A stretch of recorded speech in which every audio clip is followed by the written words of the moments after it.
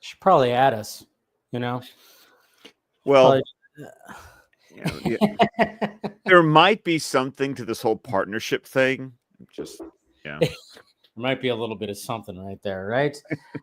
Oh man.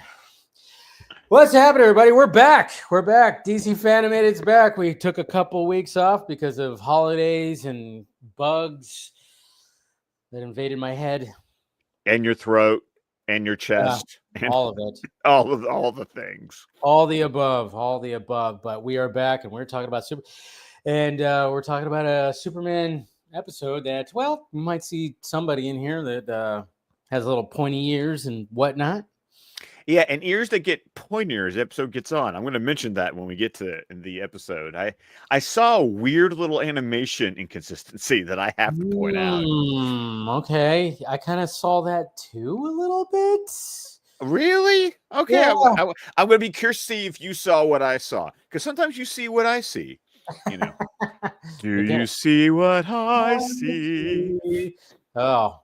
It's July. We're already Christmas in July. Right? Christmas in July. What can we say? Yeah, yes, it happens. But yes, guys, we're back, and like I said, thank you for being patient for everybody who listens along and everything. Because last week it was just totally. Yeah, he DM'd me. Dave DM'd me and was like, "Dude, it's not happening tonight." Yeah, just like it wasn't happening.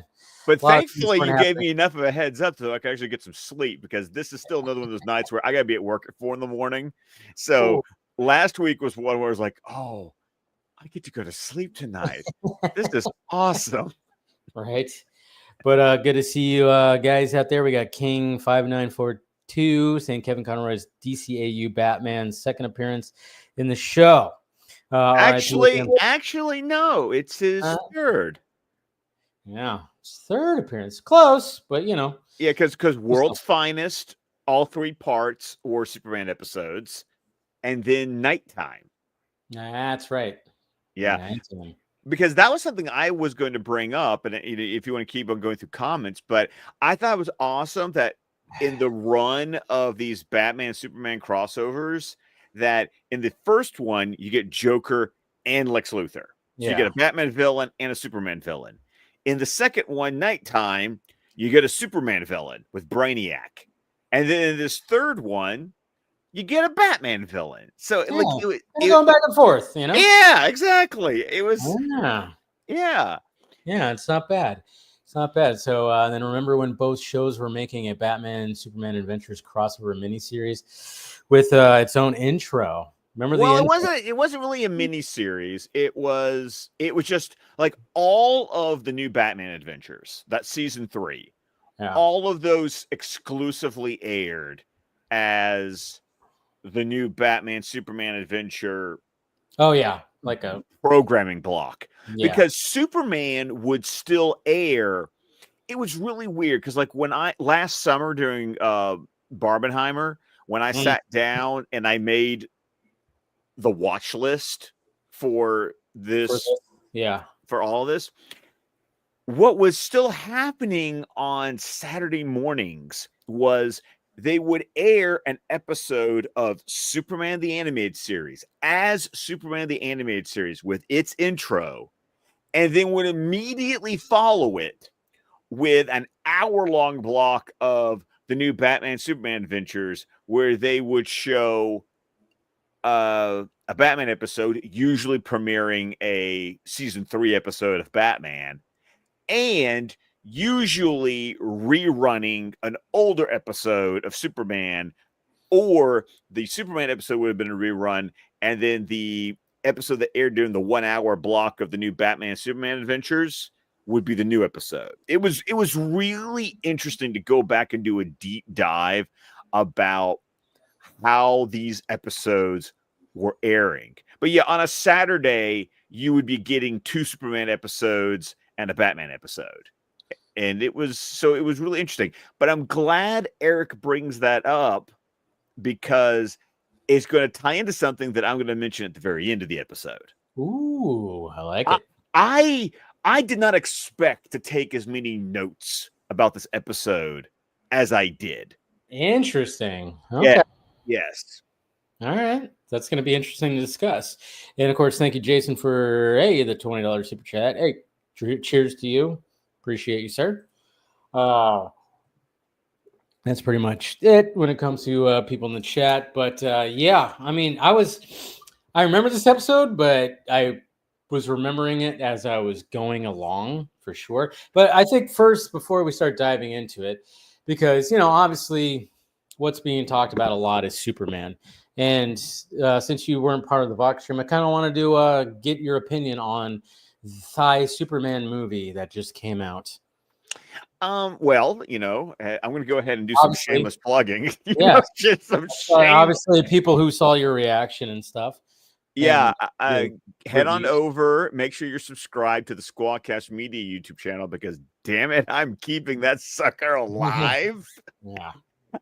But Heather and I went to the Tuesday night Amazon Prime screenings, and I got her for the first time ever. Guys, I've been doing this thing for 10 years now. I have never been able to get my wife to be on camera or on the podcast. I got our kids on the podcast, but I could never get her. Yeah. So we sat down and did a first reaction video together as a couple for Superman. You can go check that out on the Squawcast Media YouTube page. Not in the car. Not in the car. No.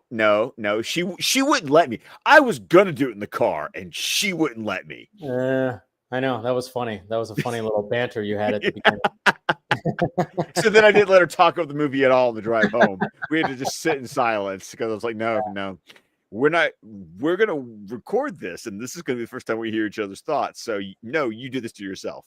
And then I slept on it. And then during my lunch break, which comes at 8 a.m, when you do I just referred to my lunch break as second breakfast.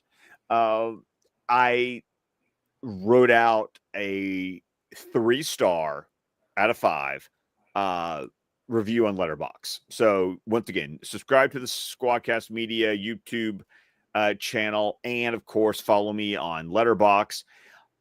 But if you really want to boil it down, hey, it could be on the vodka stream, but once again, 4 a.m, being at work, it's fine, it's okay. It's not, I don't hate it, but I don't love it, but it is entertaining.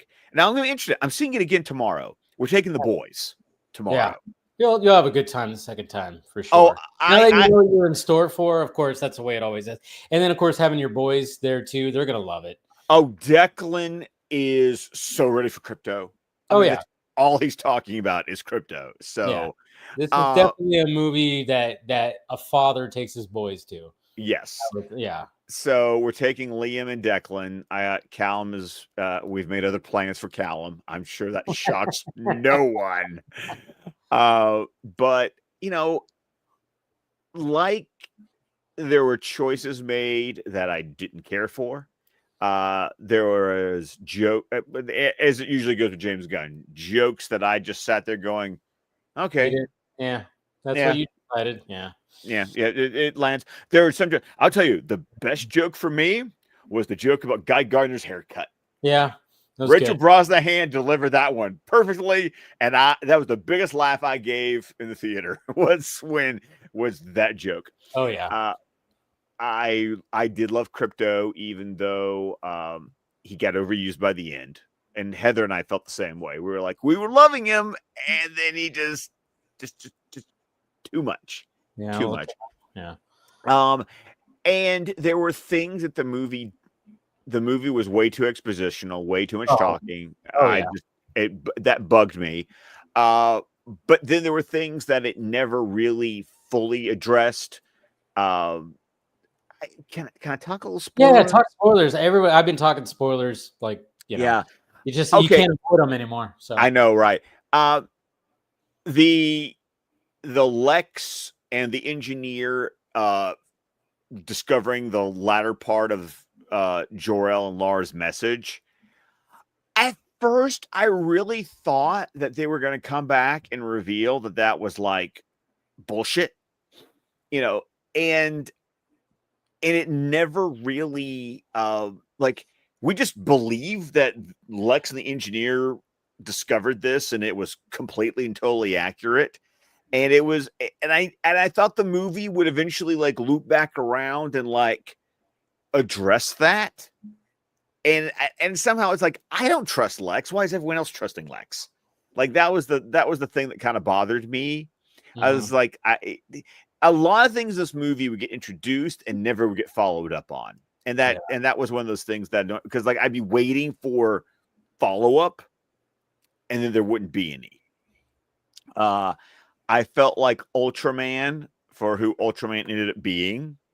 I mean, I knew Ultraman was going to be one of two things because they called him Ultraman. Yeah. So my brain, I'm going, okay, so literally the entire time, especially once the fortress opened up, I was like, oh, okay, so DNA, I got it. Like I knew that immediate. Like you're not surprised. I think that's the thing for me. It's like nothing surprised me in this movie. Yeah, there was not a lot of surprises. Like no. So my only question was, okay, is he from Earth 3 or is he Bizarro?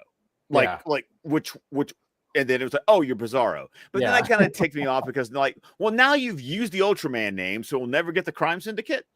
And you've killed Bizarro by the end of the movie. So it's like, okay. Yeah. Well, he got sucked into a black hole. But you know how it is in these movies. Hey.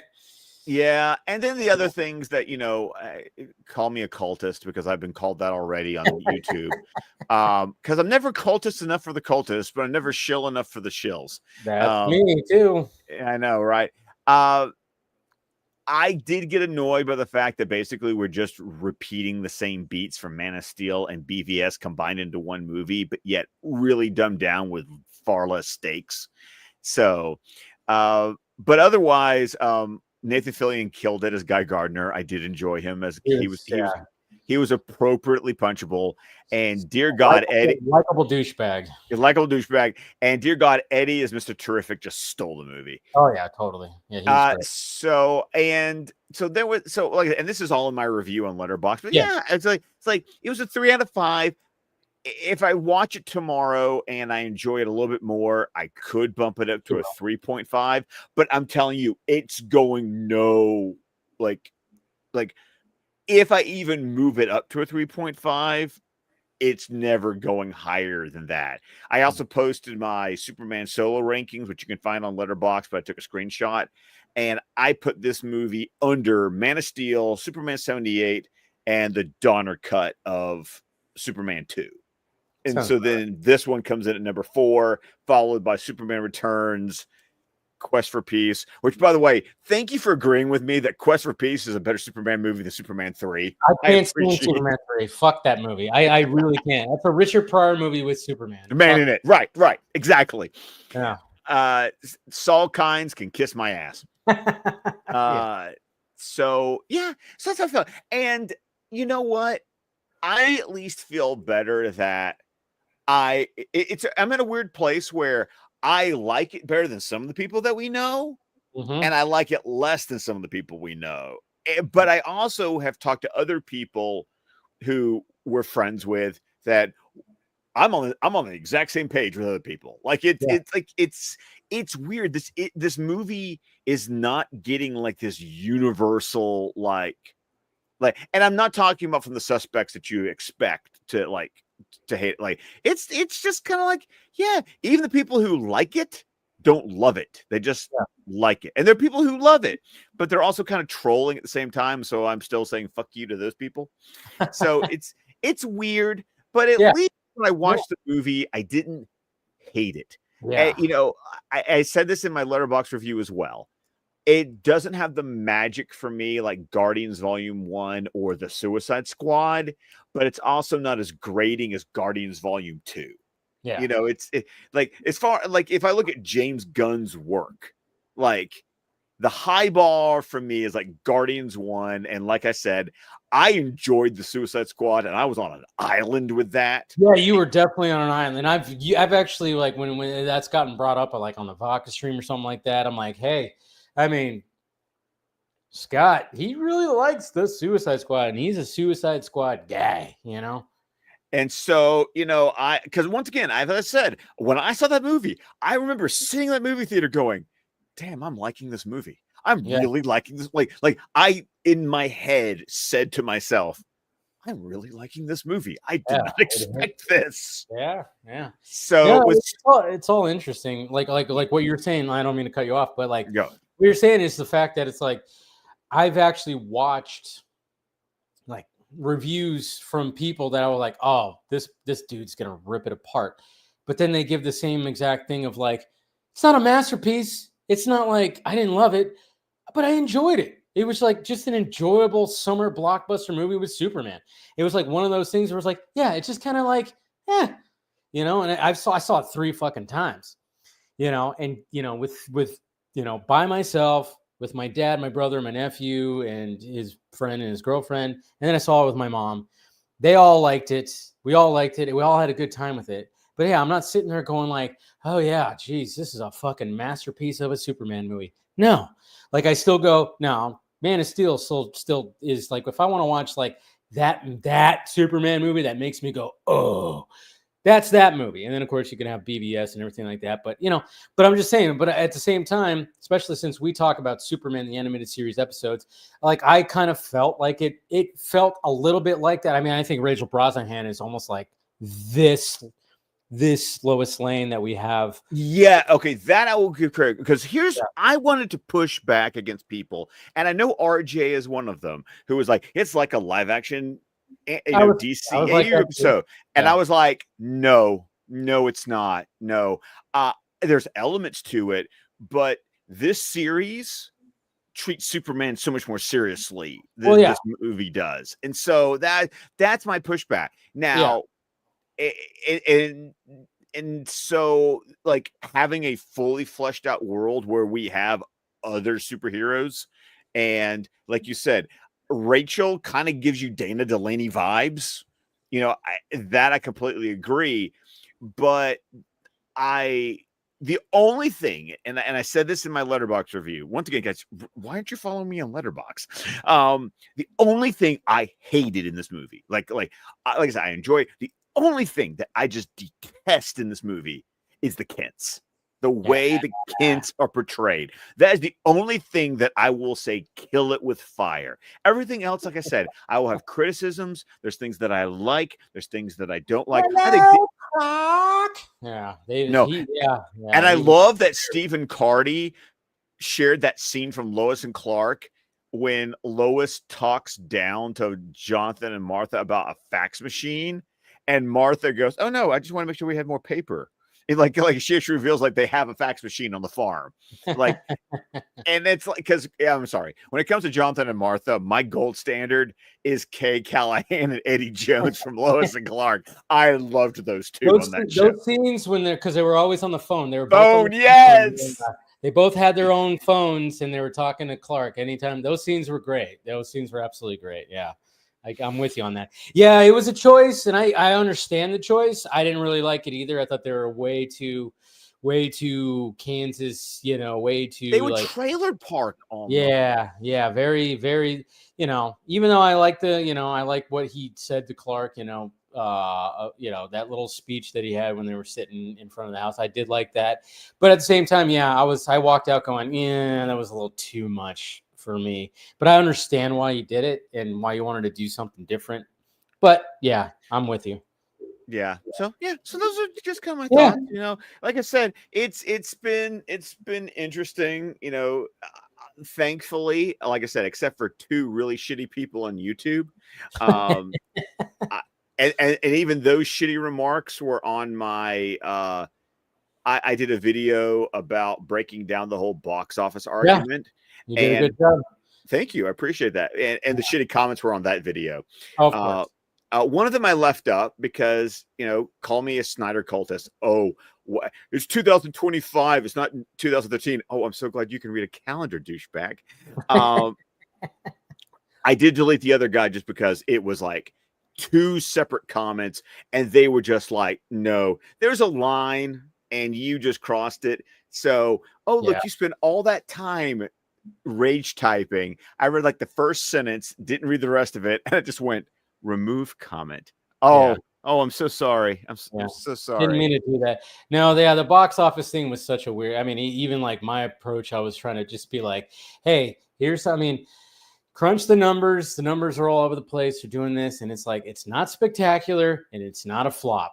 That's what I mean. That's basically what it came down to. And it's like you got to take it with objectively as possible when you're looking at the numbers. It's got legs. It seems to be doing good with like Monday and Tuesday showings. It's not going to be this disaster, and DC Studios is going to fall flat. That's what I was like. That's the thing. It's like everything's going to still go. They're satisfied with this. They're invested in this. And yeah, they probably would want it to have like a over $300 million worldwide opening. Sure. Didn't quite get there. It was a low 200s. Hey, take it or leave it. Whatever. And that's what I liked about what you said in your video when you were like, basically like, hey, if you enjoyed it, yeah, that's all that matters. You enjoyed that, or if you enjoyed Man of Steel, or if you enjoy one of the others. I mean, I kind of took the similar approach too.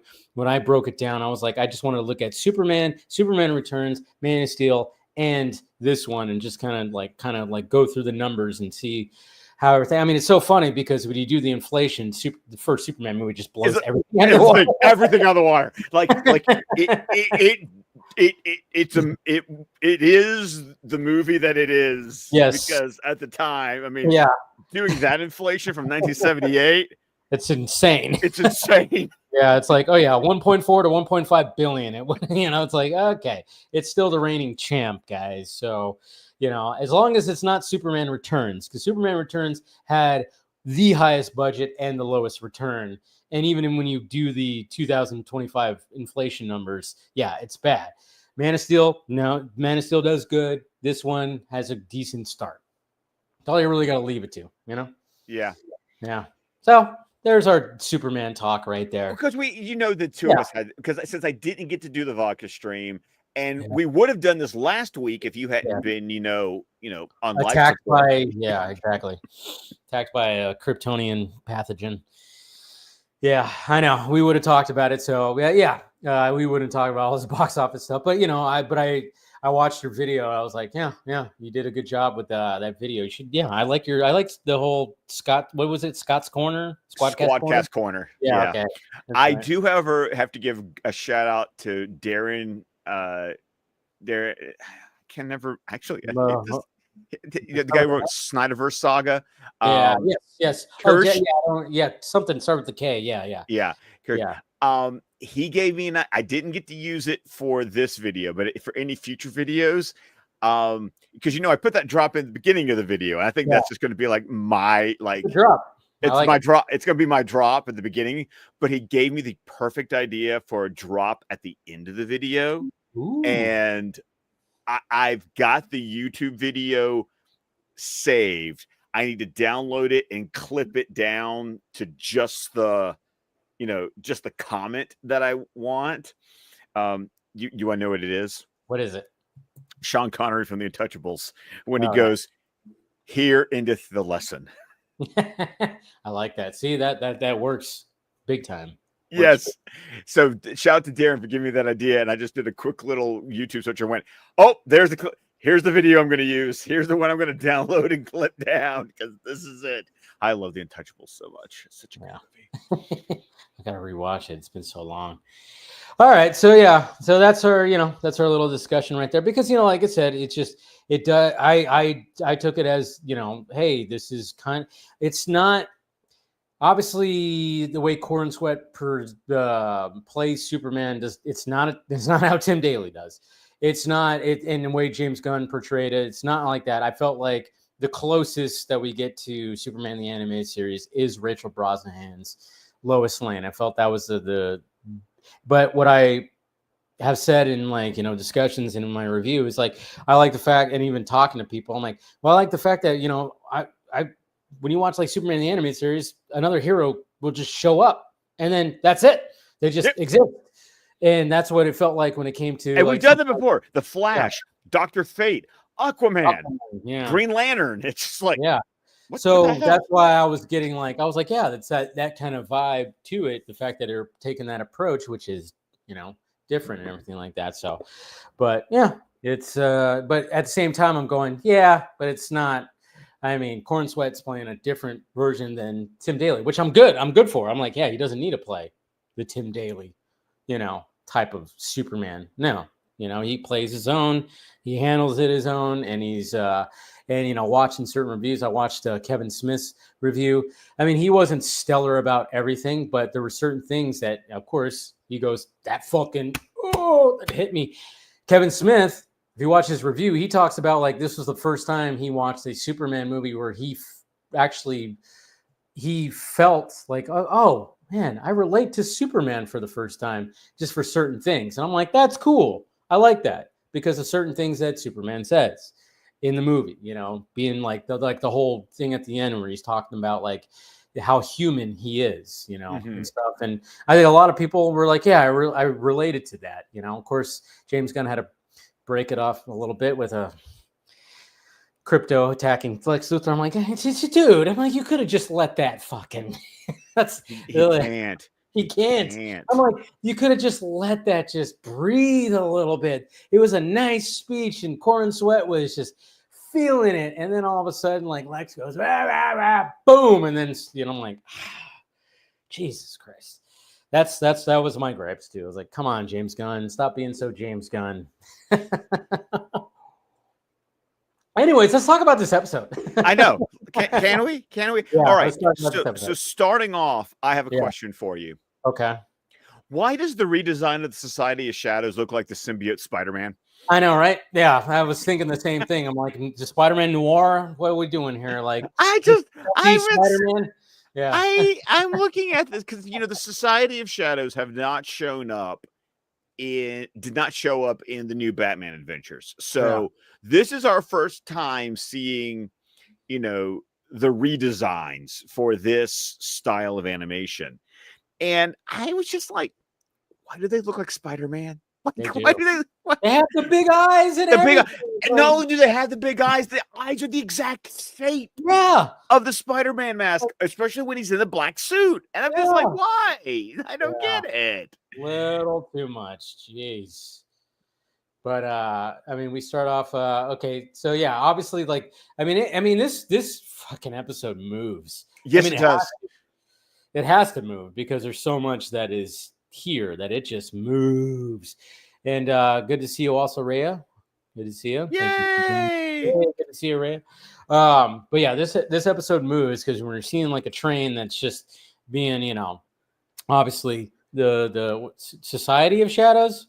Right. We had this whole we had this whole discussion on Batman Beyond. Yeah, like, wait a minute, what are they called now? Go back to our Curari episode where we just like break it all down. Like, wait, what are they called now? Why are they called this? But yeah, so that's happening, and then of course we have Lois and Clark that are they're at a train station, right? Well, they're at the museum or maybe it's wherever the exhibit is going to be held for these Native American like artifacts. Yeah.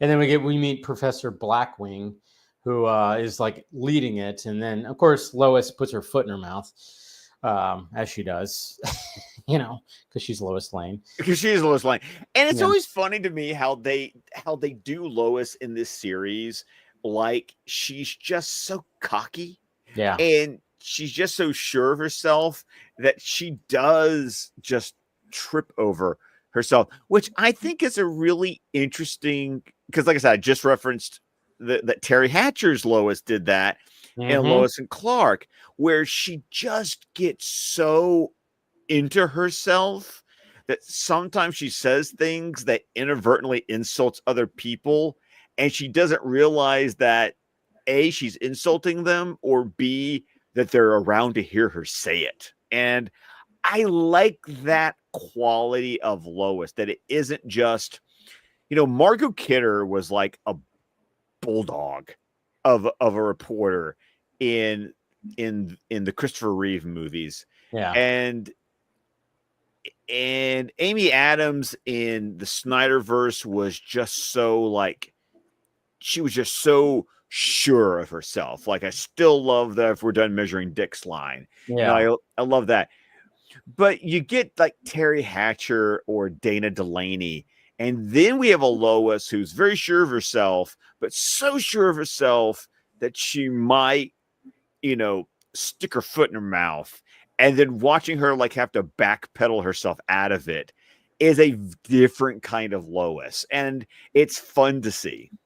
Yeah, it is fun to see. And she definitely does that here. And then, of course, obviously, things are happening with that train. So naturally, they have to do that thing where, Clark's all, I'll go get help. He's got to do Lois that. like, I'll get the story. Yeah, story. So she was just like, all right. So they do their thing. And of course, Clark, does the whole glasses pull. Let's just turn and turns into Superman. And then, of course, when we get into the train, hey, we see a familiar face. Yes. Actually, not a familiar voice. They changed the voice, didn't they? They changed the voice. Yes. It is no longer this. Now, this is the first time. It won't be the last, but this is the first time that Talia is not voiced by Helen Slater. Because right. up to this point, through Off Balance, Demon's Quest Part 1 and 2, and Avatar, Helen Slater, our cinematic Supergirl, from 1984, was the voice of Talia. But in this episode, for whatever reason, we no longer have Helen Slater, and it's actually Olivia Hussey. Who is that? It sounds almost familiar. There's a couple of things that I would know her from. She did in the 90s start doing a lot of voice work. It started being in a lot of Star Wars video games, like Rogue Squadron, Old Republic. But I most know her from the 1968 Zeffirelli directed Romeo and Juliet. She was Juliet. So she's Brit. Oh, okay. Wait a minute. She looks familiar. Well, she was also in the okay, they're showing me the Juliet images. Yeah, I think because I watched that in I don't know how many fucking high school classes. Exactly. That original one, right? Because they always show those in classes. Because she was 16. Like the whole point was they actually cast teenagers as Romeo and Juliet. But another thing, she was in the ABC miniseries adaptation of It. I actually didn't read up which role she played. I'm assuming she played one of the adult versions of the kids. Yeah, but there was only one. It was Beverly, right? Beverly? Was she Beverly? She was not. She was not. What? Okay. No. That's interesting because maybe that's interesting because let's see. I think she was the wife of what's his name who kills himself. That's who I think she was in It. Remember when I forgot which character that like slices his wrist in the tub? Oh yes. Okay. Maybe she was. Let's see. She played Audra Denbrough. That's what her character's name was. Let's see. Now we're doing some investigating here, folks. Yes, we are. Okay, hold on. Yeah. Denbrough. It. Okay, let's see. Yeah. She was Audra Denbrough, but I don't know. Maybe because that wasn't the Beverly character. She's Bill's wife. Bill's wife. There you go. So I knew she was one of the wives. Yeah, she's Bill's wife. She's the main. Yeah, Bill's. Yeah, wife. the writer character, the one that James McAvoy played in It Chapter 2. Yes. She plays his wife. There you go. Yeah, I was like, she wasn't one of them. Yeah, because I remember who played Beverly. I was like, I see her face. I just didn't remember her name. But yeah, so she was Bill's wife in there. Okay. So that's who's Natalia in this episode. Talia. Why are you saying Natalia? Did I say Natalia? Sorry. You said Natalia. And like, this isn't Black Widow. No. Talia. I mean, Talia. Yeah. So this is she will continue in this role later on. But this is the first time that we don't have Helen Slater.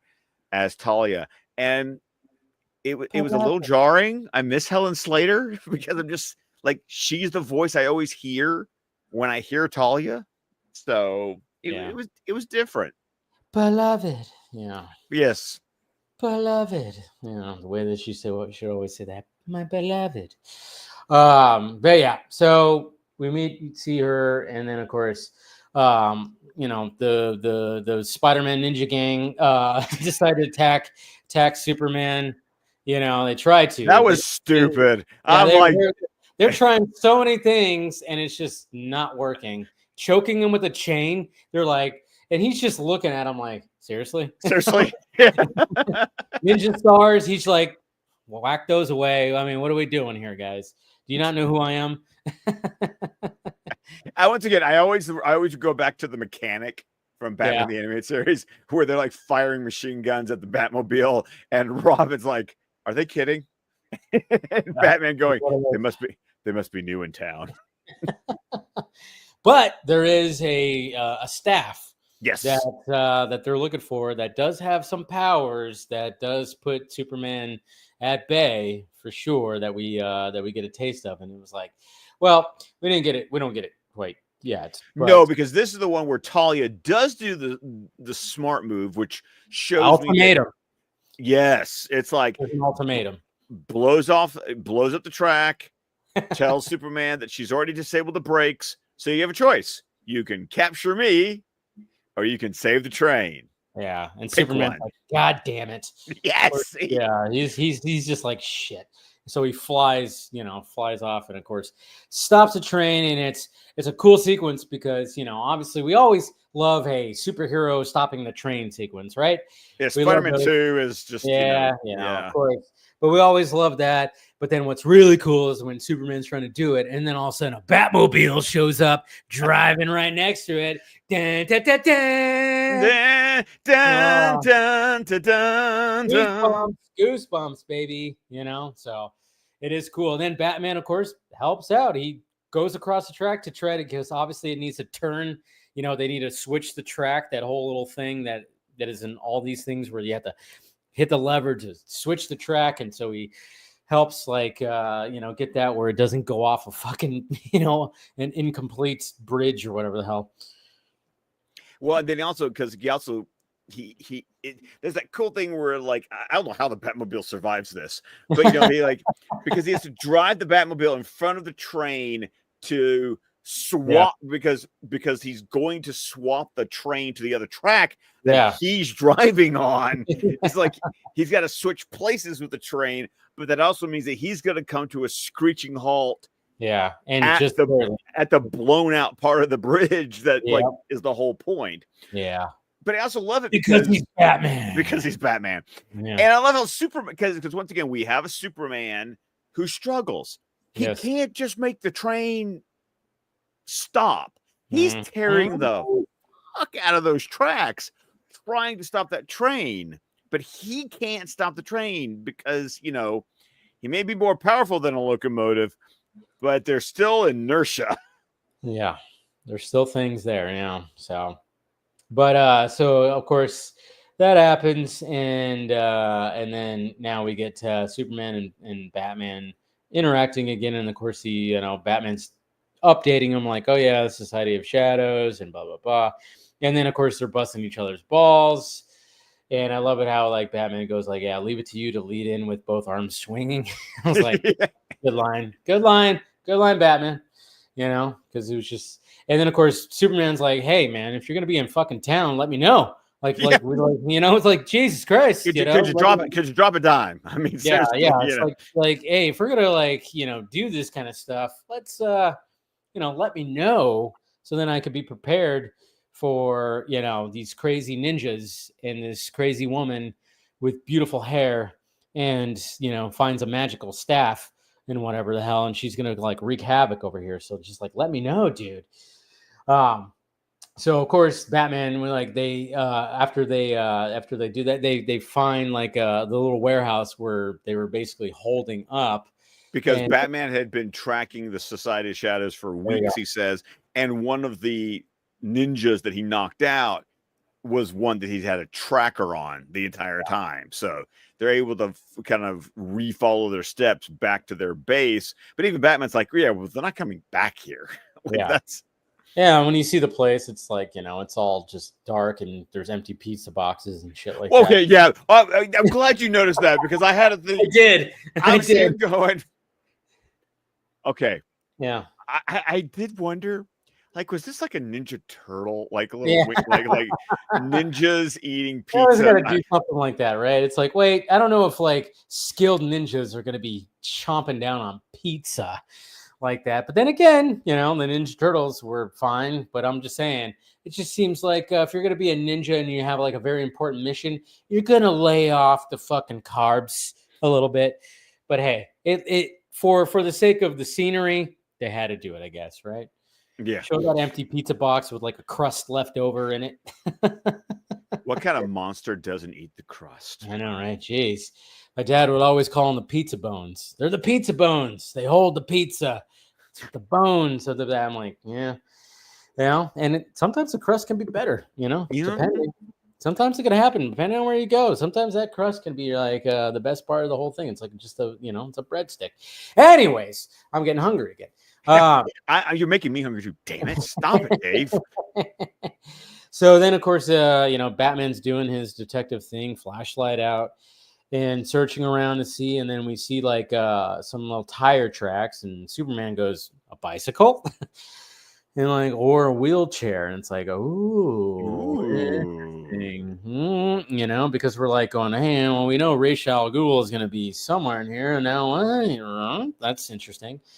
So then we cut to, of course, Lois's apartment, and she gets a little gassed, when she walks in there, and it's by Natalia. And this, why you keep on calling her Natalia? Sorry, Natalia. Jesus Christ. Sorry. God, just I need to fly out there and like slap you. Talia. Sorry, not Natalia. God damn it. Sorry. Talia. This is why I'm here, folks. Yes, okay. Exactly. Correct me when I say names wrong. All the time. I will say this though. This next little beat in the episode fooled me because I think I've only seen this episode one time. And it was like I think I caught this is what I remember. I caught the tail end of this episode at the cave one day when it was airing on television. Like I missed the entire episode, but I caught like the final battle. And then the only other time I've watched it was like when I bought the DVD set of Superman when Volume 3 came out. And I just binged the whole thing. So I've only seen like this episode. This is only my second time watching it from start to finish. So when we see Lois, dangling from the clock, I did act like it fooled me. I did think it actually was Lois. Yeah. So did I, actually. I did. I was like, I was like, oh yeah, that makes sense. Shit that it wasn't.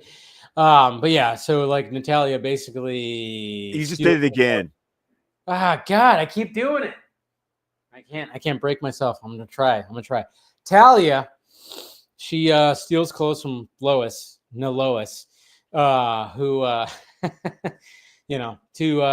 hang off like that whole scenario of like, hey, let's hang off the big it's clock such tower. Like a Fleischer era move. It's like you're tied to one of the arms of the clock, and as the time ticks, you're like slipping off. It's just so 30s. It really is. Yeah, but it shows you how Talia just kind of like she is.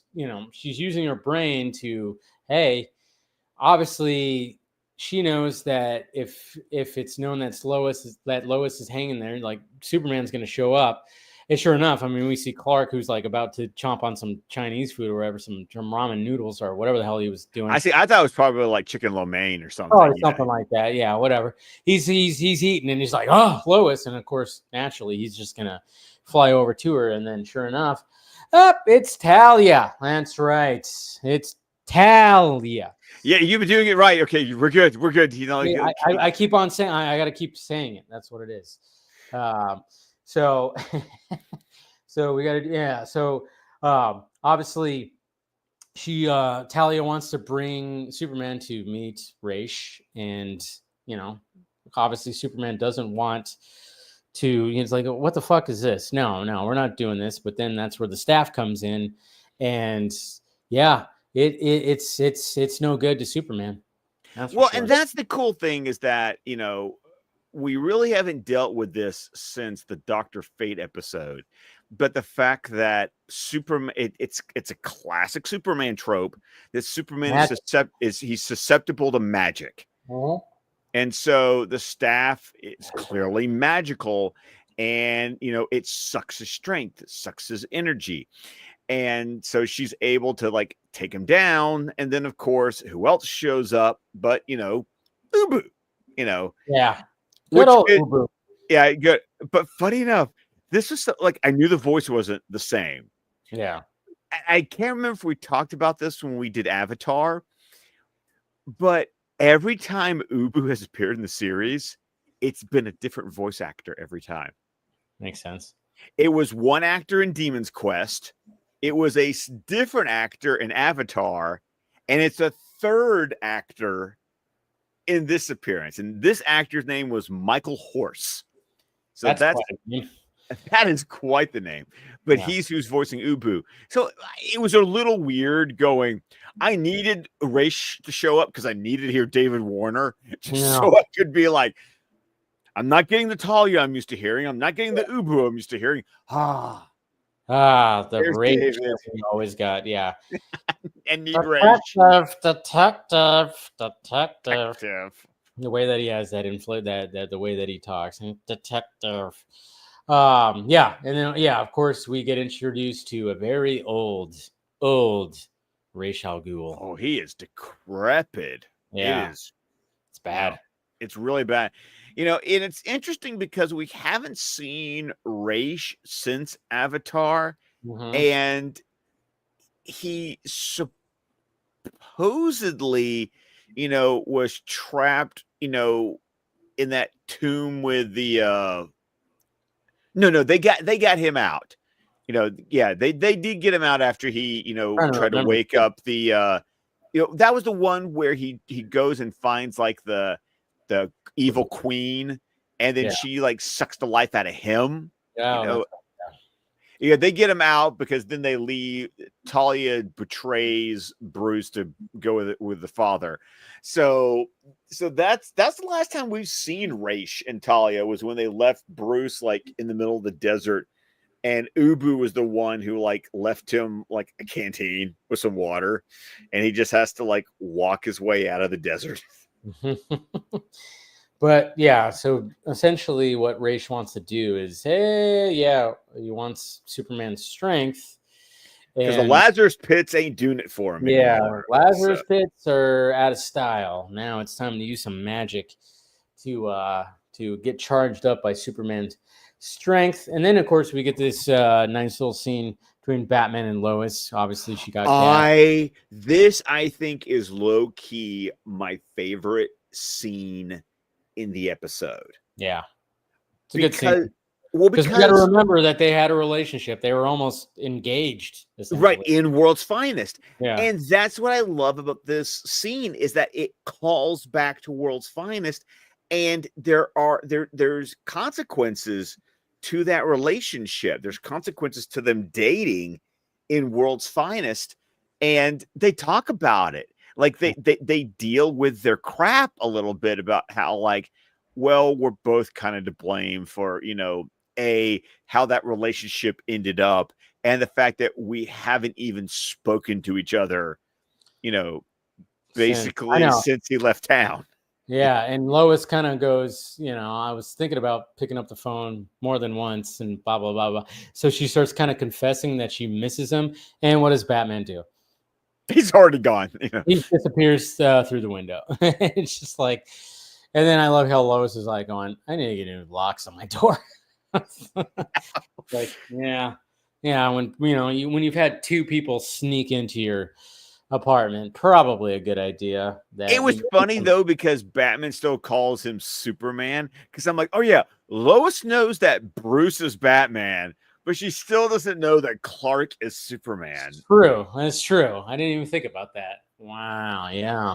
And so he's good on Bruce for keeping that up. So and then of course, well during this whole thing, obviously Batman does his detective thing and finds a little something on the carpet, that he can send over to Alfred to analyze. Yes, back at the Batcave. Yes, and he does a spectral analysis and determines that. I love Alfred just sitting there. Spectral analysis. Yeah, and I love Alfred just chilling at the back computer, like.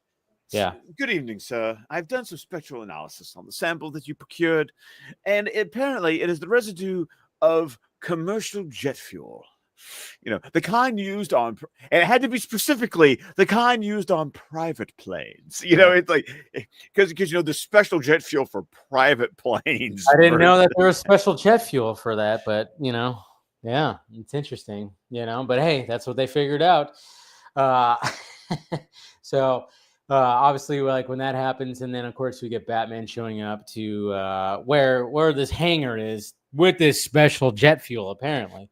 That so that leads him to there. So they needed something to lead Batman to, this hangar that the freaking Shadow Society, whatever the hell they're called, is hanging out. The Spider-Man ninjas, And I love it how Batman just tears them up. It's a good scene. It's a good scene, good action. Everything goes boom boom. Everything's on fire. You got one ninja left over for Batman to like walk out of the fire looking all badass. And I love it when he picks him up. It's like, I'm only gonna ask you once. Yes. Oh yeah. Batman's pretty. Yeah, he gets pretty brutal. I mean, Kevin Conroy just brings out the in this scene right here, which we all love, of course. We love that freaking Kevin Conroy, especially when he's like angry Batman.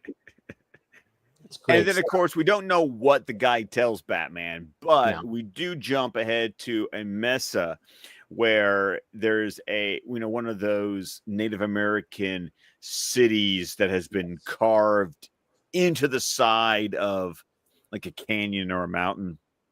And it turns out that Raish had already conquered this little enclave back during the conquistador times, and holds his fortune there. Yeah, yes, we got his fortune. Yeah. And so I don't know why he had to build the big technological machine at this particular location. I do appreciate though that if we're going to culturally appropriate, the magic staff of these Native Americans, at least we're going to do the deed like in a Native American, mesa village, because why not? Let's just complete the picture. It wasn't really that necessary, but it was hilarious. But it made for a cool, setting, I guess you could say. It's like, hey, they had to add something where it's like, hey, remember, Raish has been around for hundreds of years. He's conquered some shit. Let's have it right here. Why not? Somebody had an idea like, yeah, let's just not have it in some like bunker or some fucking warehouse. Let's have it at some lost city that, why not do that? Some city that Raish conquered, a couple of centuries ago. Why not? Centuries ago, yeah. Uh-huh. Let's just have it like that. And that's where his fortune is. And that's where we're going to have this, crazy Tesla machine that's going to suck the power out of it. Yeah. It's definitely a Tesla machine. Yeah, it's definitely a Tesla machine. And then, as I also think it's funny that, like, as he's draining Superman's power, of course, Talia and Uber are there wearing the cool, like, those like eyewear, the big wide shades that kind of look like the glasses they put on you after you've just had your pupils dilated. Pretty much. But yeah, so they, obviously during this whole time, Superman's been held captive by, obviously he's a little weakened, and he's, they got him in constraints and whatever. So, but yeah, I mean, and then of course they start doing this, and guess who intervenes, Scott?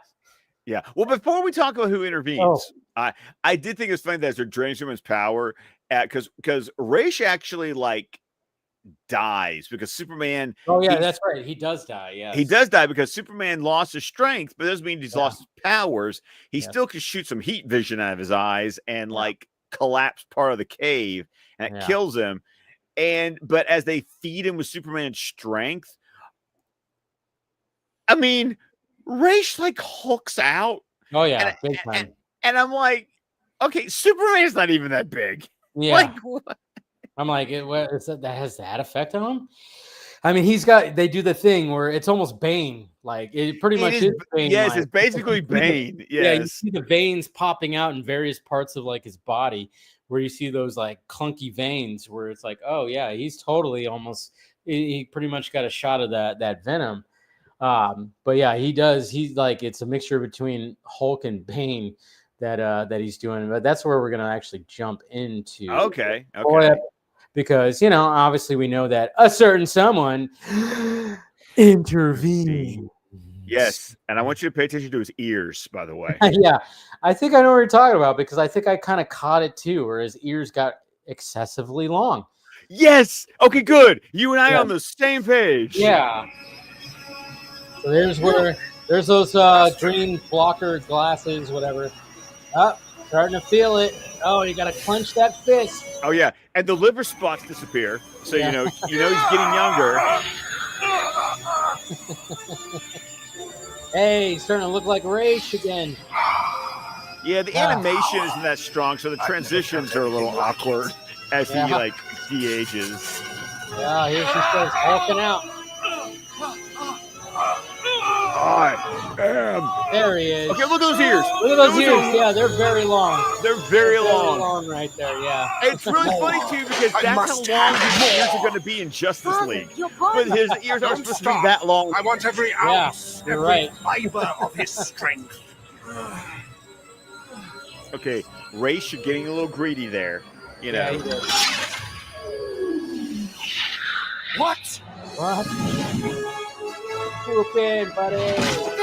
I love it. F you, Spider-Man ninjas.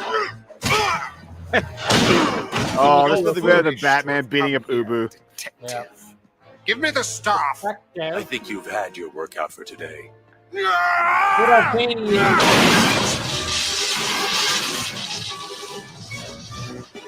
And that's the interesting thing also is that Raish is going all Raish officer. He's not using his brain. He's got this strength, and now he's just using the strength. Full on Hulk rage happening. Hello, you're destroying the place.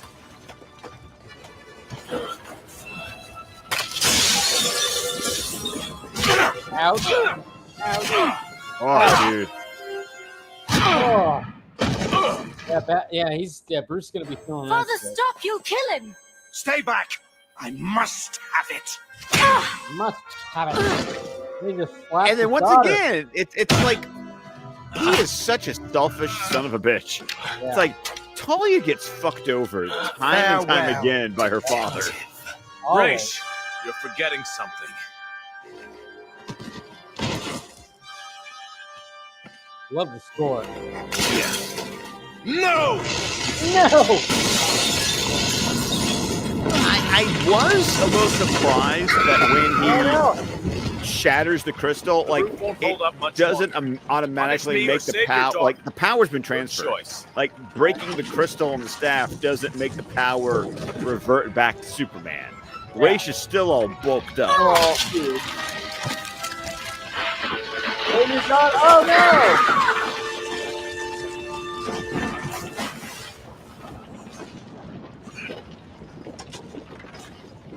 Blue's like, what the hell's going on? Spider-Man ninjas are running away.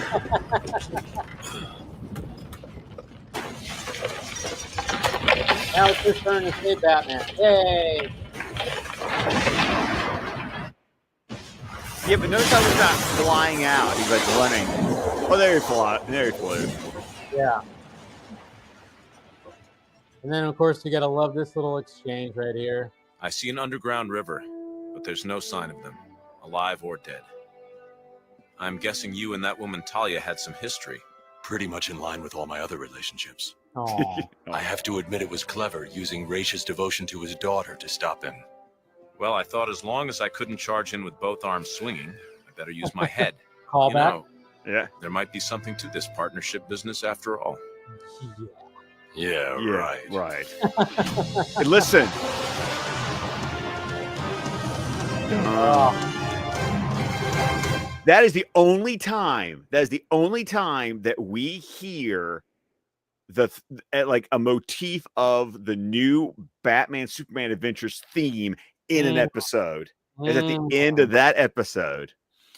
You know, because there's that dun dun dun dun dun dun dun dun dun dun dun. That because that is exclusively the theme for the new Batman Superman Adventures intro. And I was watching the episode going, oh my God, like there it is. And it's the only time it's ever heard in an episode. wow. It's right then. I do also, now that we're at the end of the episode, it's also, there's something else we need to note about this episode.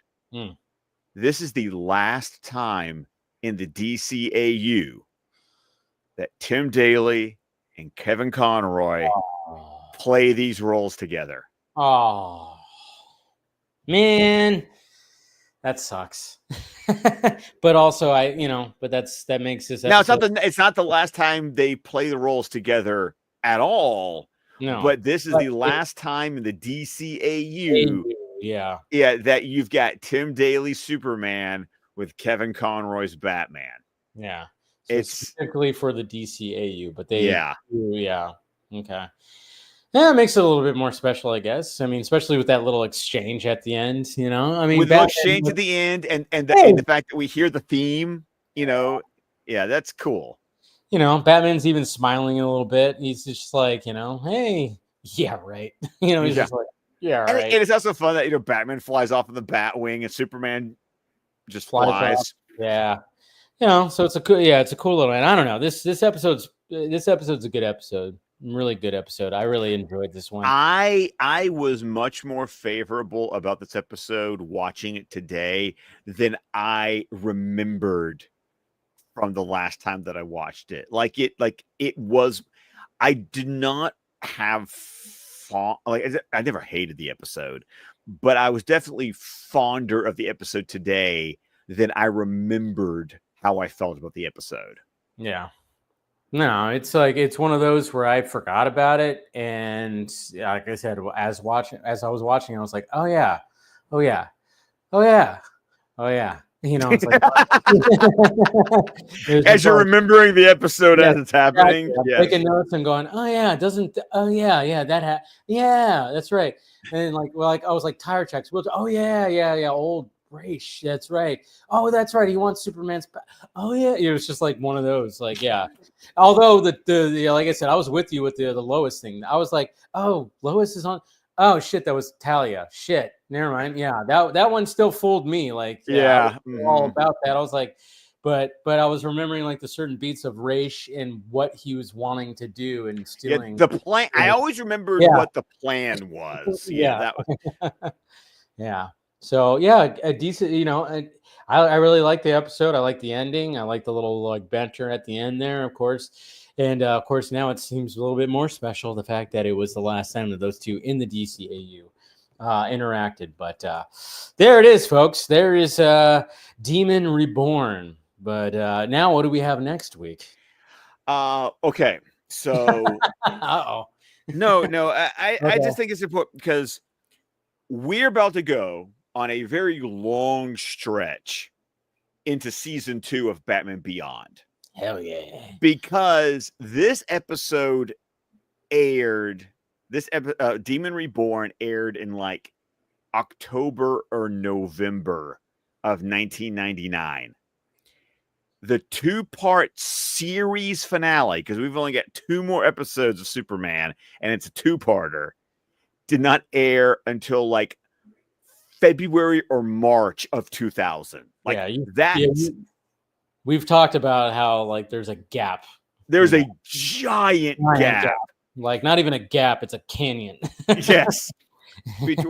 Because this episode aired in the fall after a summer gap from the Aquaman episode.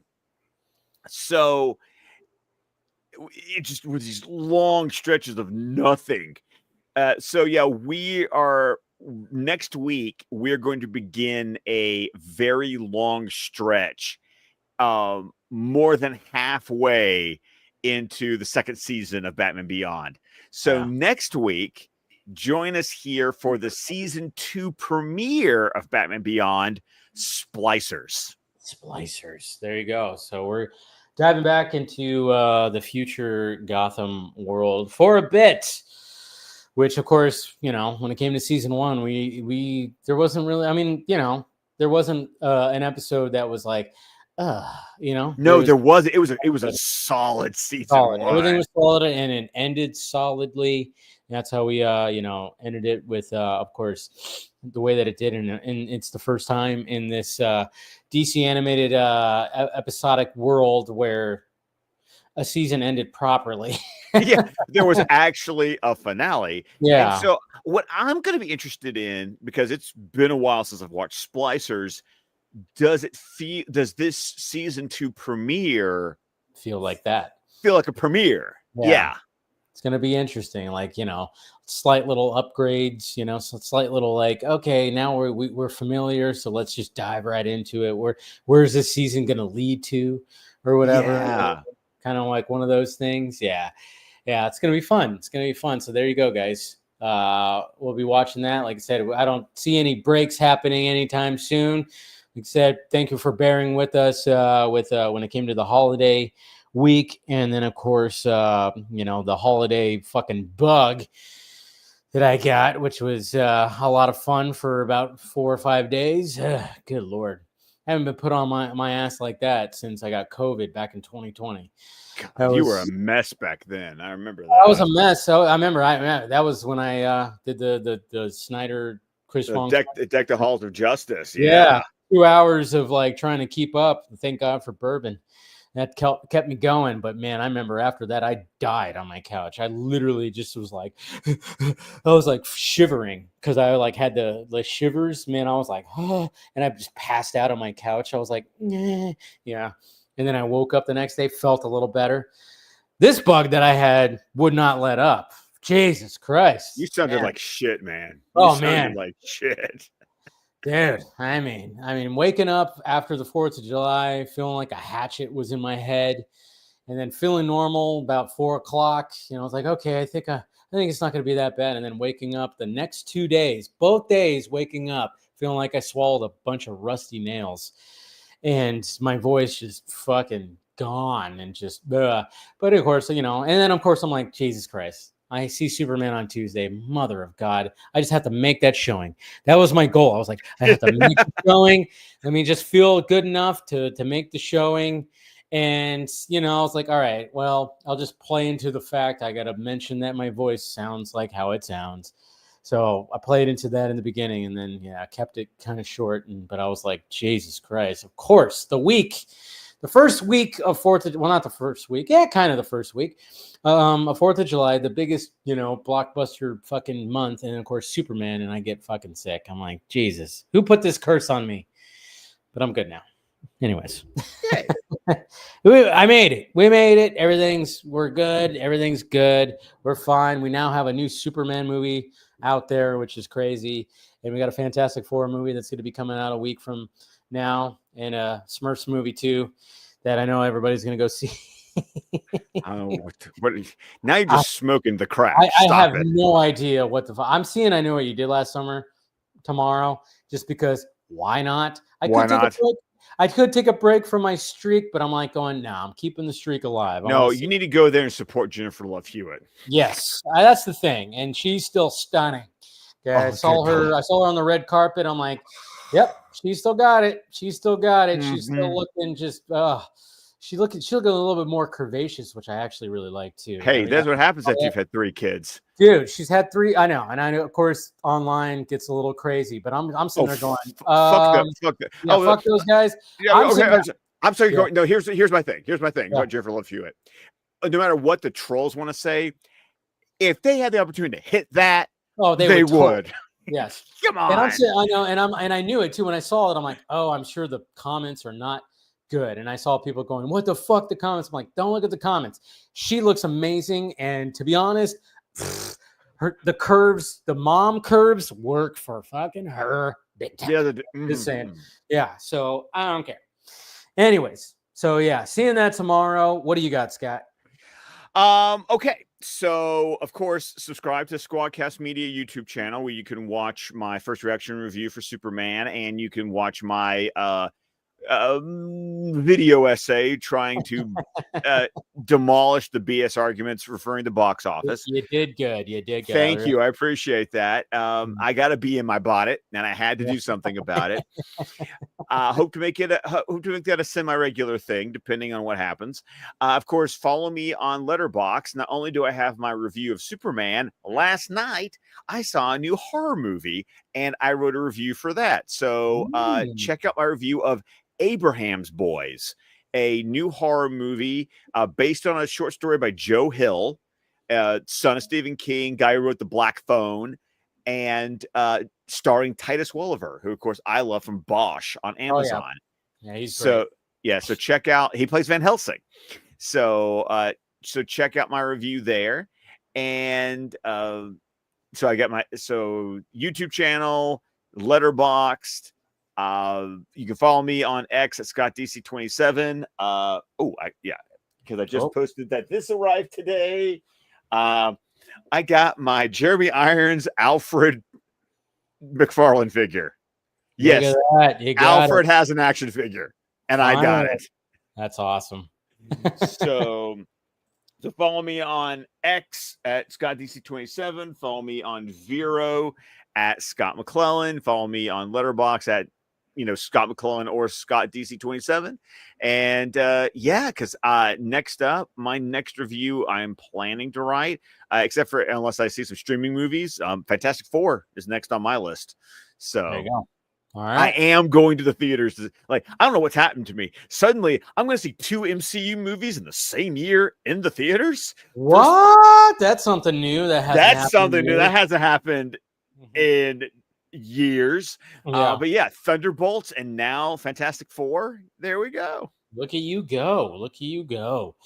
All right, guys, hit that like, thumbs up, subscribe to the channel. We'll see you next week. Back to Neo Gotham, and we'll be talking, like I said, we'll be talking Batman Beyond for almost it begins. We'll talk. It's almost Batman Beyond for a bit for probably, you said, like half the season, right? Yeah. So we'll be talking about that. Looking forward to it, of course, and then look forward to my I Know What You Did Last Summer first reaction. Like I said, I'm not really looking forward to it, but I was like, you know what? F it. Let's see. I'm there for the Hewitt, the Jennifer Love. That's what I'm there for. So we'll see what happens with that. And then, of course, the vodka stream on Friday.